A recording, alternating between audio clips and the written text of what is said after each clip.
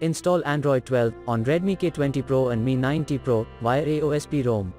Please check the description for important notes and all the download links.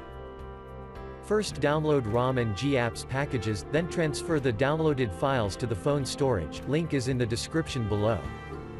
Step 2. Boot your device into TWRP recovery. Once in TWRP, click on Wipe, Advanced Wipe, and select the check boxes, as shown in the image, excluding internal storage. Step 4. Swipe the button to wipe the device. Step 5. Go back to the recovery main screen, and tap on the Install button.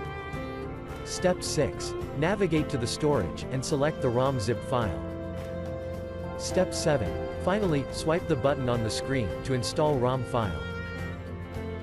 Step 8. Flash the GApps zip package, in the same manner. Step 9.